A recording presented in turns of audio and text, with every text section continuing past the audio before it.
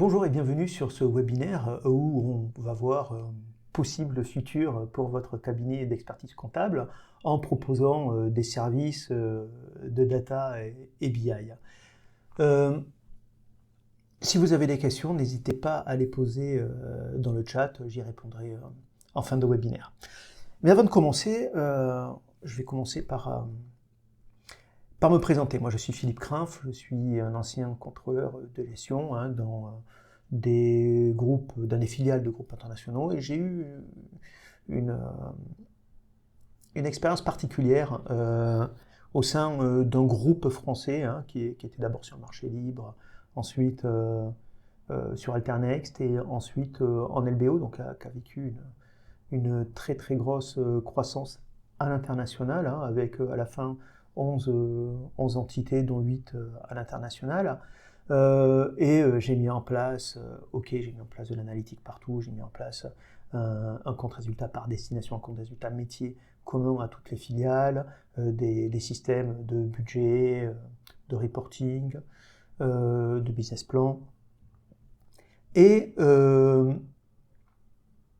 j'ai aussi structuré cette société en mettant des ERP, des logiciels de notes de frais, des logiciels d'achat, une application de consolidation statutaire, Opera, dès le début de Power BI, j'ai mis Power BI en place.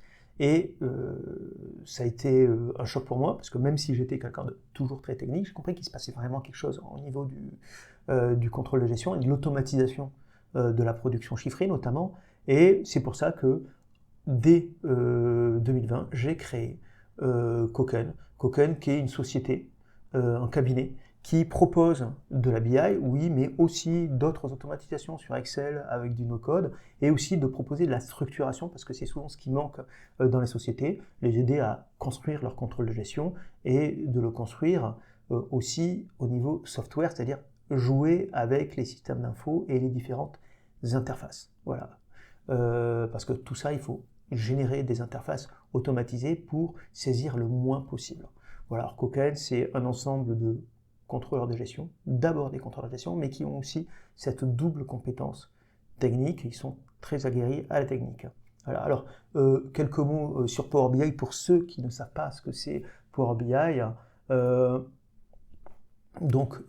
Ici, j'ai un rapport Power BI qui est un cube exemple, donc on peut avoir, vous voyez, plusieurs pages. On peut passer au survol et vous aurez des détails, mais vous pouvez aussi cliquer un peu partout ou sur un graphe. Ça filtrera le reste du graphe, ce qui permet à l'utilisateur d'avoir un parcours d'analyse propre à lui, sachant que ces reports sont automatiquement actualisés, et ce qui permet en fait au manager de ne plus attendre qu'on lui envoie le report, mais d'aller directement vers le report et d'analyser par lui-même ce qu'on appelle de la self-BI. C'est plutôt beau, c'est plutôt riche, c'est surtout interactif. Et par exemple ici, si vous avez là vous voulez analyser une perte de chiffre d'affaires et vous avez le choix entre 5 drivers, vous allez pouvoir dire cette perte de chiffre d'affaires est liée à quoi en particulier, et répondre directement en disant c'est le vendeur Marc Demo le problème. Ensuite, il s'est planté surtout dans les fruits et légumes en octobre dans ce client-là. Donc, vous pourriez aussi analyser son collègue Michel Admin, vous cliquez dessus et vous voyez que c'est surtout Michel Admin s'est planté en juillet, mais en août aussi on aurait pu cliquer en août et on voit que hop là, c'est principalement sur le poisson. D'accord, donc je ne suis pas là pour vous présenter Power BI. Alors, il y a d'autres abords Power BI. Là, j'en avais fait un pour présenter des comptes résultats en comparant par rapport au budget ou par rapport au réel de l'année d'avant, en local currency ou en euros. Bon, ça ne change rien sur ces entités-là. Mais sur le mois ou en year to date, voilà, en vision résumée ou en vision éclaté. Ça met en valeur en fait ce qu'on va déjà calculer. Voilà. Et ça permet d'avoir une seule interface et les dirigeants adorent ça en fait. Oui, parce que si on se réfère à l'enquête de Price, PricewaterhouseCoopers chaque année avec la DFCG auprès des directions financières, en fait, on s'aperçoit que systématiquement, le souhait numéro 1 est de mettre en place du pilotage de la performance. Dans les petites entités comme dans les grandes entités. Hein. Alors on peut se demander d'ailleurs pourquoi il est toujours numéro 1, hormis les 2 ans de Covid qui étaient, à ce moment-là c'est plus la gestion du cash, on peut le comprendre, qui était premier. Mais c'est déjà revenu au pilotage de la performance. Pourquoi ? Parce que je pense qu'on souhaite mettre en place le pilotage de la performance. Est-ce qu'on y arrive vraiment ? Parce qu'il y a une vraie difficulté. Hein. Il y a une vraie difficulté à le mettre en place. Si on a une belle valeur ajoutée, on a quand même un challenge technique. Et ce challenge technique, aujourd'hui, Koken, qui est certifié sur Power BI et qui est en contrôle de gestion, arrive à proposer des solutions sur mesure. Voilà. Et on peut, selon les cas, proposer du Excel avec du VBA, du Power Query, pour des premiers dashboards. Mais on peut proposer de la BI dès les toutes petites entreprises. Power BI, c'est 13,10 € par mois et par utilisateur. Si ça permet de réduire les temps de mise à jour manuels qui sont souvent très sous-estimés dans les entreprises, en fait, ça permet de déclencher autant de mises à jour que vous le souhaitez. En fait. Ça peut, dans sa version pro, à 13,10 €, on peut déclencher jusqu'à 8 mises à jour par jour. Donc c'est quasi du temps réel. Et on peut imaginer aussi sur des sociétés un peu plus grandes proposer de la BI complète hein, sur les marges, sur les prévisions commerciales, sur la qualité, sur les productivités, sur des KPI RH, sur des comptes résultats, voilà, et accompagner ces sociétés en leur proposant de mettre en place de la compta analytique, de mettre en place des solutions automatisées pour générer des clôtures intermédiaires sans trop alourdir les process, sans avoir trop besoin de recruter des personnes. Et ça, c'est tout à fait possible grâce à l'écosystème Microsoft, à condition évidemment de bien maîtriser cet écosystème, que ce soit SharePoint, Excel ou Power BI.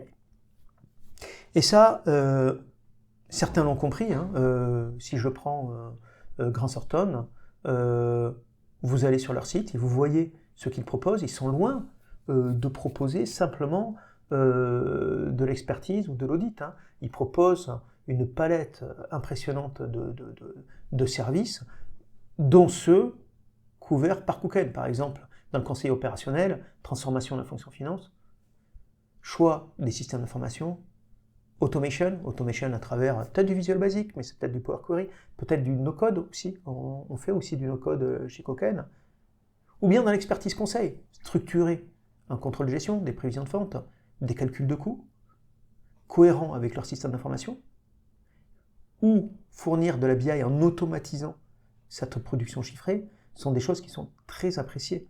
Donc ils le proposent, évidemment. Ils le proposent d'autant plus qu'ils savent que la production comptable, avec la facturation électronique et avec l'IA qui arrive, va se réduire comme peau de chagrin. Donc leur réaction, c'est de se dire, ok, c'est peut-être une menace, mais on a quand même une énorme opportunité, c'est que l'expert comptable a un rôle central.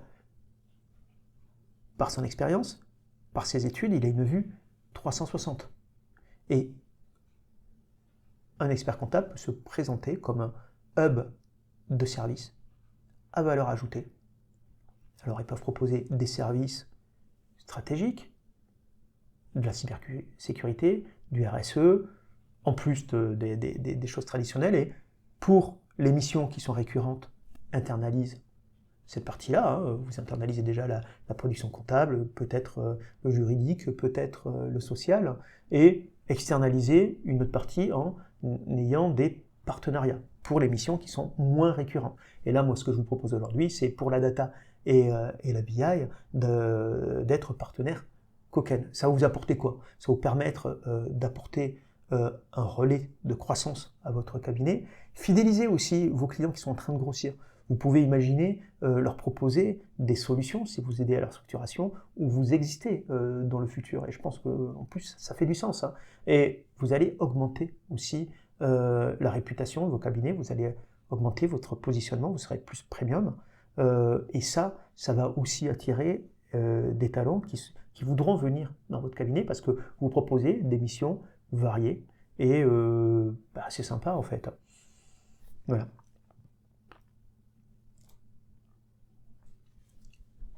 Aujourd'hui, moi je vous propose 3 modes de collaboration. Soit vous sentez de créer le projet et de proposer un projet concret, mais vous ne savez pas le réaliser techniquement. Eh ben, vous créez et gérez le projet, ça s'appelle le mode actif, et vous le sous-traitez. Vous sous-traitez la technique à Coken. Soit vous ne vous sentez pas confortable pour proposer le projet, ou ce n'est pas le moment parce que vous êtes en période de bilan, vous déléguez totalement le projet à Coken qui endosse la responsabilité. Soit vous désirez monter en compétence de votre côté, et vous désirez travailler aux côtés de Coken pour savoir proposer certains projets que vous ne savez pas proposer avant, ou aussi savoir réaliser des choses que vous ne savez pas réaliser avant, si vous êtes là dans une logique d'internalisation certainement, ou tout ou partie d'ailleurs. Voilà. Donc, si je vous parle de 2 missions réussies dernièrement, je prends volontairement 2 exemples, un exemple plus commercial et un autre plus financier, et un exemple dans une petite boîte avec Power BI et une grande boîte avec Excel, pour vous dire qu'en fait, il n'y a pas de logique à dire une petite boîte c'est Excel, une grande boîte c'est Power BI, hein, c'est pas franchement comme ça que ça fonctionne, il faut choisir une solution adaptée selon l'écosystème du client et qui réponde à ce qu'il veut. Dans la PME industrielle, l'enjeu c'est une personne qui reprend cette PME mais a un gros enjeu commercial, change d'ailleurs l'équipe commerciale, a un certain investissement, il a besoin d'avoir une visibilité sur ça, et il n'a aucune visibilité. Donc il dispose d'un ERP, vieillissant, pas très connu sur le marché, mais qui dispose quand même d'un module CRM. On explore ce module CRM, on s'aperçoit qu'on peut l'exploiter pour les prévisions commerciales, donc on met en place une procédure de saisie, et on active que ce qu'il faut, on le paramètre correctement. Et à côté de ça, on met une solution Power BI qui va capter dans la base SQL les informations pour fournir donc des actualisations autonomes dans un Power BI. Ce Power BI est aussi connecté à un budget qui est sur Excel, qui va permettre de savoir où est-ce qu'il en est par rapport à son budget de l'année. Il va avoir son revenu déjà émis, plus ses prévisions de vente futures, plus ce qu'on va appeler son backlog, ça veut dire les commandes émises mais non encore facturées. Vous additionnez les 3, vous avez votre atterrissage de fin d'année que vous pouvez comparer au budget. Donc ça lui permet vraiment de piloter. On a fait des évolutions pour être un peu plus fin dans son analyse, dans les catégories de clients, dans les zones qui sont particulières, et ça nous permet vraiment d'avoir une analyse assez fine et une actualisation autonome 5 fois par jour. De notre côté, j'ai une entreprise où il y a plus de 50 sociétés internationales, donc c'est un groupe international, mais il y a autant de filiales qu'il y a de systèmes comptables, donc un vrai problème d'hétérogénéité au niveau des systèmes d'information comptables. L'enjeu, c'est de générer une consolidation dans un logiciel Opera. Donc, plusieurs choses. 1, partage du référentiel, déclaration d'interco, validation des chiffres. Tout ça, ça a été géré grâce à SharePoint, donc où on va pouvoir gérer les droits, déposer un fichier particulier où on va gérer le référentiel, hein, la liste des filiales avec la liste des devises, les plans de compte, comptables, analytiques, et des templates qui sont liés à ce référentiel, hein, donc qui peut se synchroniser pour s'actualiser, et des zones où on peut déposer la balance, on peut déposer le journal interco et des procédures en VBA de check, donc 15 checks, qui vont permettre de valider la balance. Et une fois qu'on est validé, on peut émettre, grâce à aussi une procédure VBA, des fichiers CSV, journal interco, balance, mapping. On le monte dans Opera et on suit ensuite la problématique, enfin on suit le processus Opera une fois que c'est à l'intérieur. Mais on a fait le travail d'homogénéisation. Voilà, on est passé d'une comptabilité locale à quelque chose qui est harmonisé.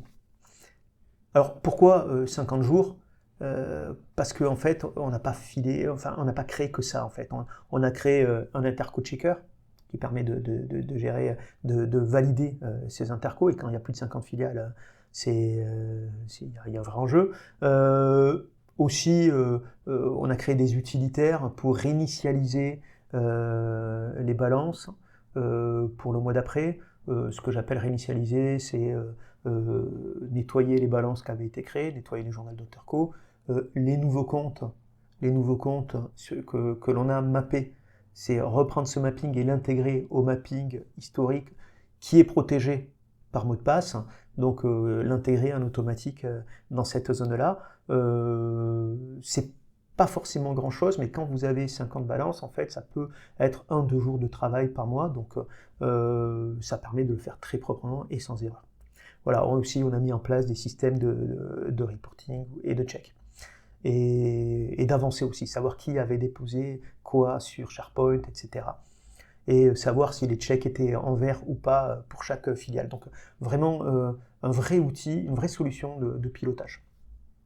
Donc vous voyez, ça doit être une grande entreprise, on a fait du SharePoint et de l'Excel. Et pour une petite boîte, on a fait du Power BI. En fait, on a répondu à leurs attentes, c'est surtout ça qui est important. Voilà, alors moi, ce que je vous propose, c'est de voir avec vos clients s'ils ont des besoins, parce que je sais qu'ils ont des besoins, encore faut-il que vous ayez l'opportunité d'en discuter avec eux et de leur dire oui, je propose ce type de service, et si vous en avez besoin, n'hésitez pas à en discuter avec nous, nous pouvons vous aiguiller, nous pouvons vous épauler pour automatiser, pour construire votre pilotage de votre activité. Ce n'est pas parce que je vous aide pour d'autres choses aujourd'hui que je ne peux pas vous aider sur ça. Il faut déclencher le réflexe chez vos clients. Notamment, vous pourrez avoir une totale flexibilité parce que ce mode actif ou ce mode hybride ou ce mode délégation, vous allez pouvoir l'avoir différemment, le faire évoluer au fur et à mesure du temps. C'est d'un projet à un autre, ça ne va pas forcément être la même chose. Je m'engage aussi à ce que vous ayez une liberté totale. Hein. Il n'y a aucun chiffre d'affaires minimum à réaliser avec Koken. Hein. L'idée, c'est vraiment cette liberté et cette flexibilité. Pour vous, le véritable enjeu, en fait, c'est votre réputation. Vous devez de réaliser des projets qui vont satisfaire vos clients, parce que vous mettez votre réputation en jeu. C'est pour ça que je vous conseille vivement de travailler avec un professionnel comme Koken qui sait satisfaire ses clients en mettant à disposition des solutions sur mesure et qui réfléchit comme si c'était pour eux, parce qu'ils ont déjà été en entreprise. Moi, ce que je vous conseille, nous sommes dans un mois qui est plutôt libre pour vous et pour moi. Et si vous voulez structurer votre cabinet, c'est maintenant en fait qu'il faut le faire. Et je vous propose de prendre rendez-vous soit dans mon agenda, soit de m'écrire par mail, par MP, ou de demander à être recontacté. Hein. Vous avez les liens sur l'écran. Ça sera avec plaisir qu'on pourra discuter un peu plus précisément de comment on peut imaginer un partenariat entre nous deux. Voilà, je vais voir où en sont les questions et les réponses.